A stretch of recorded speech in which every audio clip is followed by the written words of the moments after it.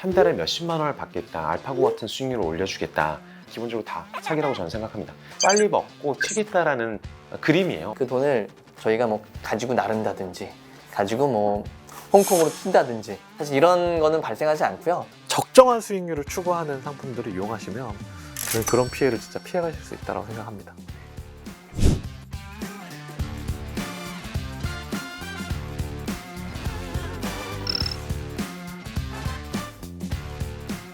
일부 맞죠. 일부 맞습니다.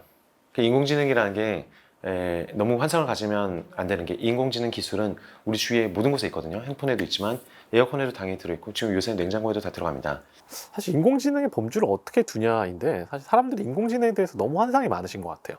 사실 거의 통계학의 범주예요. 확률적 통계학의 범주에서 이제 분화되고 방법론 중에 하나고, 내가 뭔가 투자에 대해서 확률적으로 더 높은 확률로 수렴을 시켜서 투자를 의사결정하는 거다라는 관점으로 보면 어떻게 보면 저는 다 인공지능 투자라고 얘기할 수도 있는 것 같다. 포트폴리오 10개가 있는데 10년간 120개월에 걸쳐서 리밸런싱을 해야 된다면 경우의 수 자체가 10에 120승이에요. 120승. 120승은 우주에 있는 원자의 수보다 많은 숫자가 되죠. 그러니까 알파고에서 얘기하는 것과 비슷한 규모의 문제가 되어버려요. 그 중에서 뭔가를 트레이닝 시킨다는 것은 단순 계산으로는 불가능해지기 시작하거든요. 그랬을 때 인공지능으로 그런 솔루션을 되게 압축해서 빨리 구할 수 있고, 약간 직관처럼 구할 수 있는 힘을 빌리지 않으면 그 문제를 풀 수가 없어집니다. 인공지능으로만 투자돼야 하기 때문에 로보어드바이저는 사실 아닙니다. 보통 모든 이 로보어드바이저의 시작은 퀀트라는 베이스로 보통 시작이 되고요. 이제 그거를 기반해서 일정 부분은 AI를 통해서 좀 더 시장에 많은 데이터를 압축적으로 확인할 수 있는 이런 부분들을 판단을 하는 거고요. 이거를 만든 사람의 어떤 주관이라든지 그리고 인사이트가 굉장히 많이 사실 개입이 되어 있습니다. 왜냐하면 로봇이 판단하고 만들었던 이런 결과물들을 실제 고객한테 내놓기 위해서 많은 평가를 또 할 거 아닙니까?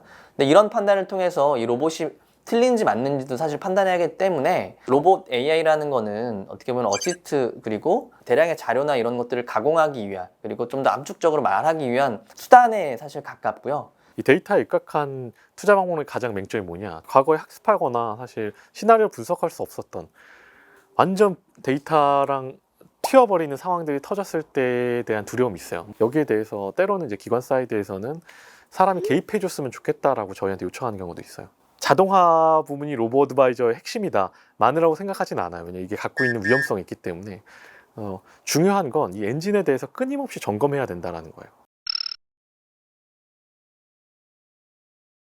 레벨을 총 한 5단계 정도로 제가 구분을 해보자면은 한 레벨 한 1.5에서 한 2단계 사이 정도 되지 않을까 생각하고 있습니다. 개입이 조금 더 많은 수준?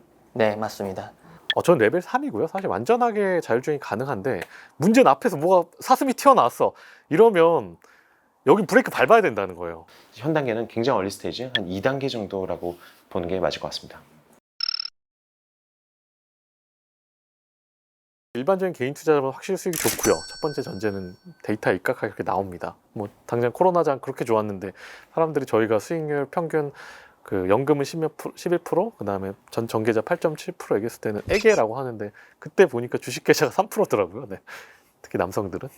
네. 그러니까 저는 뭐 통계상으로 봐도 잘하고 있다. 그런데 꼭 아셔야 되는 게, 미국 같은 경우에 로보어드바이저가 창업하고 지금까지 지수를 이겼던 해가 딱 한 해밖에 없어요. 지수가 폭락했던 이제 그 해를 제외하고는 항상 지수보다 언더퍼폼해서, 최근에 나왔던 기사도 보니까 AI 로보어드바이저 굴려주는 수익률은 글쎄라는 기사가 있더라고요.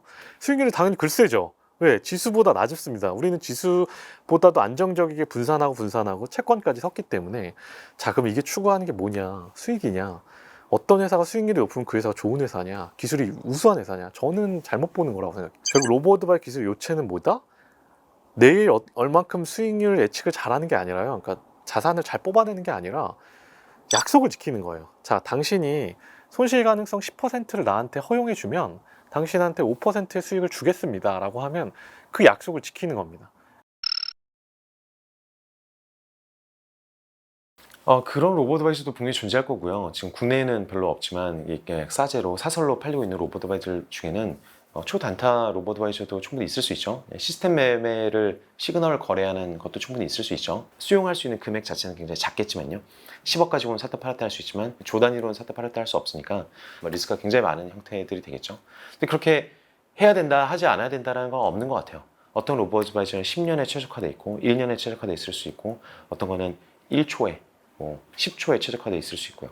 1초에 최적화되어 있는 로보드바이저라는 거는 일반인들이 사용할 일은 거의 없으시지만 DMA처럼 거래소에 직접 연결을 해서 최단 시간 만에 거래소 간 거래를 하거나 그러니까 주문 자체가 0.00001초 만에 나갔다 돌아오는 그 속도력을 이용해서 1초 사이에 3번 정도 거래를 하는데 가장 빠르게 거래하는 시스템, 이런 게 로보드바이저 시스템이고, 로보드바이저라는 게 막 1초 동안 뭐 수십 번 거래해가지고 돈 벌어주는 기술 아니야 했는데, 그런 기술 있으나 리테일에 못 줄 뿐이고, 장기 투자 기술이 따로 존재해서 기관이나 이제 연기금 같은 자산을 관리해 준 것들이 이제 리테일 시장으로 나올 수 있다, 이렇게 생각하는 거죠. 로보드바이저가 안타깝게도 만들기가 되게 어려워요. 어떤 부분에서 어렵냐면은 기술도 당연히 어렵고 가야 할 길이 태산이지만 국내에서 증권사를 연결해서 제도권과 작업하기가 굉장히 힘들었어요. 그래서 쓸 수 있는 그 제도권 로보드바이저라는 게 몇 개 안 되는 거죠. 지금 운영을 하고 있는 제대로 된 자문업이나 이름업을 따가지고 운영하고 있는 로보드바이저들은 기술 자체가 대단한 것이 들어있지는 않을지 몰라도 어쨌든 뭐 사기거나 굉장히 위험한 무슨 거를 하는 로보드바이저들은 없어요. 제가 말씀드리고 싶은 거는 결국에는 장기적인 레퓨테이션이라고 생각해요. 그러니까 신뢰인 거죠. 결국에는 고객이 확신을 얻기 위해서는 그 신뢰라는 과정이 굉장히 중요한 거고, 그 신뢰를 로보드바이저 업체들은 최소한 5년 정도 이상 지금 쌓아놓고 있는 과정에 있습니다. 자산관리 시장이라는 것 자체가 장기적인 관점으로 봐야 된다라고 생각하는 이유도 바로 거기에 있습니다. 아주 중요한 질문 해주신 것 같아요. 사실은 이게 정말 중요한 질문이라고 저는 생각하거든요. 컨택이 망해도 전혀 문제 없습니다. 네, 왜 그러냐면 보통 그 얘기를 P2P 서비스랑 많이 비교하시는 것 같아요. 예전에 이제 P2P 서비스를 보게 되면은 회사로 돈을 입금해서 그 회사가 망하게 되면 그 돈이 사실 붕 뜨고 증발하는 이런 개념이지 않았습니까? 근데 이 금융투자라는 거는 굉장히 오래되고 자본시장법이라는 게 굉장히 철저하게 잘 되어 있어서 저희가 그 돈을 운용하긴 하지만 그 돈을 저희가 예탁하거나 수탁하고 있지 않습니다. 그 돈은 타 은행과 증권사에 사실 있고요. 그리고 그 돈을 저희가 운용 지시를 내리는 겁니다. A라는 계좌 안에 저희가 이렇게 매매하세요라는 운용 지시를 내는 거기 때문에 그 돈을 저희가 뭐 가지고 나른다든지 가지고 뭐 홍콩으로 튄다든지 사실 이런 거는 발생하지 않고요. 본인의 돈은 파운드에 맡기는 게 아니에요. 본인의 계좌. 그러니까 파운드와 상관없이 신한금투, 저희는 KB랑 하고 있기 때문에 KB 계좌에 돈이 들어가고요. 저희는 자문과 어떻게 보면 주문 대리 이름을 맡아주면서 저희가 사실 그 고객의 계좌를 어떻게 할 수가 없습니다. 그러니까 사실 그건 정말 걱정 안 하셔도 되고요. 파운드가 망해도 고객 돈에는 1도 영향이 가지 않아요. 자문업체가 아닌 유사투자 자문업체 중에 한 달에 몇십만 원을 받겠다, 알파고 같은 수익률을 올려주겠다라고 굉장히 뜨겁게 선전한 막 이렇게 화끈한 수익률을 약속하고 있거나 연 20%라도 약속을 하고 있는 업체는 기본적으로 다 사기라고 저는 생각합니다. 빨리 먹고 튀겠다라는 그림이에요. 어쩔 수 없이 사기가 아니면 존속할 수 없는 구조입니다. 그래서 거의 99% 사기라고 생각하시면 될 것 같고요. 제가 본 사기 사례 중에 자기 이름 계좌라고 했는데 본인이 계좌를 열어볼 수 없었던 구조가 있었어요. 화끈하게 몇 프로씩 수익률 보장 이런 회사였었는데 되게 큰 사기 사례로 기록되어 있거든요. 근데 고객들이 이상하다고 생각했던 게 지점에 가서 자기 계좌를 보여달라고 해도 보여주지를 않는 거예요. 계속 이상하게. 그래서 분명히 증권사, 제도권 증권사의 계좌에 자기 돈이 들어가 있고 운용되고 있는 것을 확인할 수 있어야 된다. 그 정도 기본이죠. 최근에도 보니까 저희 회사도 사칭 사이트가 생겼더라고요. 사칭 방이 생겨가지고 파운드 피해본 고객도 있어요. 그래서 뭐 보시는 고객 중에서 저희 파운드는 비트코인 안 합니다. 비트코인 안 하고요. 이상한 선물 옵션 해서 막 1500% 수익 보장 안 하니까요. 그런 거 있으면 절대 의심하시고요. 적정한 수익률을 추구하는 상품들을 이용하시면 저는 그런 피해를 진짜 피해가실 수 있다고 생각합니다. 준비된 질문 다 마쳤습니다. 네. 이상 마치겠습니다. 네, 감사합니다. 감사합니다. 네.